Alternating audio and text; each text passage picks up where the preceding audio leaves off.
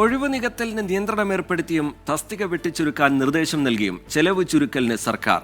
ആവശ്യമില്ലാത്തതും നിലവിൽ തുടരുന്നതുമായ പദ്ധതി 1 മാസത്തിനുള്ളിൽ കണ്ടെത്തി അവസാനിപ്പിക്കണമെന്നാണ് വകുപ്പുകൾക്ക് നിർദ്ദേശം. സാമ്പത്തിക വർഷം അവസാനിക്കാൻ ദിവസങ്ങൾ മാത്രം ബാക്കി നിൽക്കെയാണ് സാമ്പത്തിക നിയന്ത്രണ നടപടികൾ.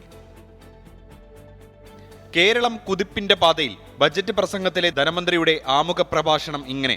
പക്ഷേ ധനകാര്യസ്ഥിതി മെച്ചപ്പെടാത്ത സാഹചര്യത്തിലാണ് കടുത്ത സാമ്പത്തിക അച്ചടക്ക നടപടികളിലേക്ക് ധനവകുപ്പ് കടക്കുന്നത്. ഈ ഓഫീസ് സംവിധാനമുള്ള ഓഫീസുകളിൽ അനിവാര്യമെങ്കിൽ മാത്രമേ ഓഫീസ് അറ്റൻഡന്റ്, ടൈപ്പിസ്റ്റ് ഒഴിവ് നികത്താവൂ എന്നാണ് നിർദ്ദേശം. ഇതാകട്ടെ കരാറടിസ്ഥാനത്തിലുമായിരിക്കണം. വകുപ്പുകളിലും പൊതുമേഖലാ സ്ഥാപനങ്ങളിലും വാഹനത്തിന്റെ കുറവ് മൂലം ജോലിയില്ലാതിരിക്കുന്ന ഡ്രൈവർമാരെ ആ വകുപ്പുകളിലെ കരാർ ഡ്രൈവർമാർക്ക് പകരം പുനർവിന്യസിക്കണം. ഔദ്യോഗിക വാഹനങ്ങളുടെ ദുരുപയോഗം തടയണം.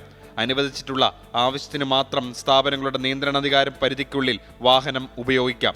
വീഴ്ച വരുത്തിയാൽ ഉദ്യോഗസ്ഥനെതിരെ കർശന നടപടിയെടുക്കാം. സർക്കാർ സഹായം നൽകുന്ന സ്ഥാപനങ്ങൾ സ്വന്തമായ വരുമാനത്തിന് പുറമെ വായ്പയടക്കമുള്ള മാർഗങ്ങൾ കൂടി തേടണം.